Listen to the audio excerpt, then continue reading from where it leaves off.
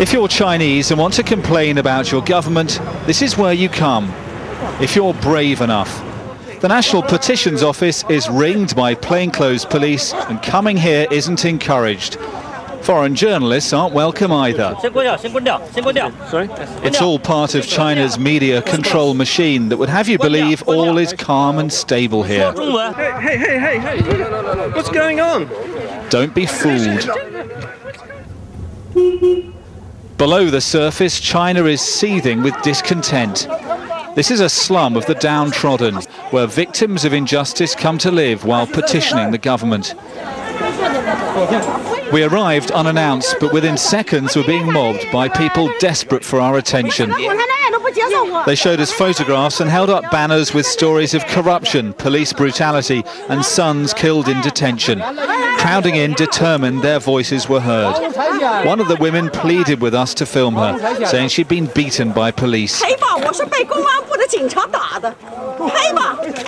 These are very rare pictures in China. This kind of discontent is seldom filmed. We couldn't stay long. They said the police were coming. But in just 4 minutes, we'd attracted a growing crowd. Before leaving, our camera was drawn to a man bearing the burn scars of a past protest. His banner read, "Human rights are more important than living."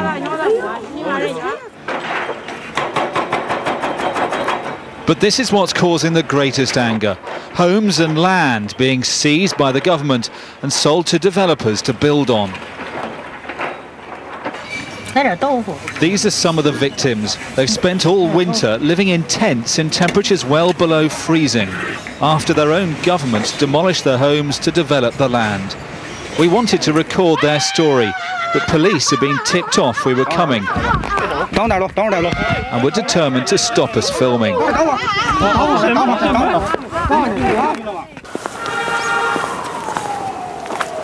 So we went back at night. This small tent is all Wan Baolong and his wife have left to live in. He told me how the government evicted him by force, so he set up camp where his house once stood. All he wants is enough compensation to buy a new home.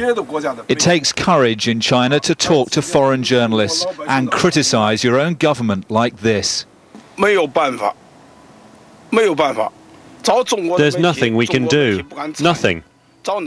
We went to the Chinese media, but they're too scared to report it. The government won't listen. They just bully the ordinary people. They're eating our flesh and drinking our blood. They're picking our bones clean. Wang Shuiyi is another demolition victim. This is all that's left of the home she'd lived in since childhood. She's put up her tent where her living room was. In it, she's made a shrine to her late husband. He died after they were given their eviction notice. She claims officials hounded him to his death. They're stealing our homes. It's theft, just theft. The poor have no human rights, no way of surviving. We've been everywhere for help. This is the flip side to China's economic miracle. In the country's massive property boom, government officials and developers are making untold billions seizing people's land to build on. It's a land grab on an unprecedented scale, and the full force of the state is being used to crush any protest.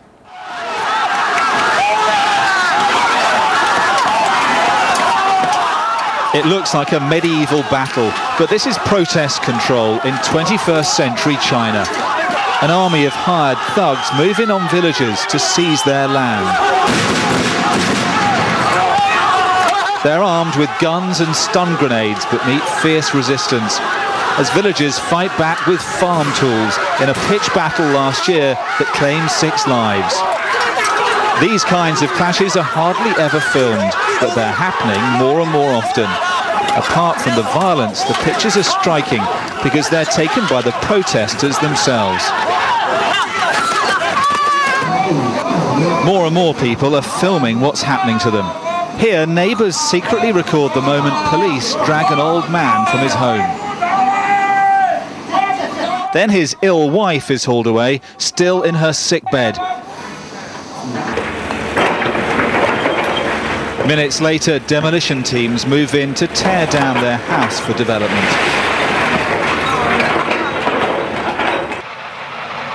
These poignant pictures are of a man racked with grief in the minutes after his house is demolished.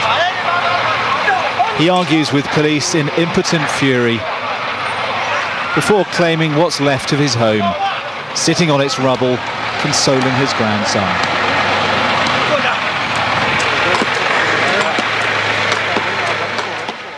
We can only catch glimpses, but in booming China, there's an unequal struggle raging between the poor and the powerful that the government would prefer the world didn't see.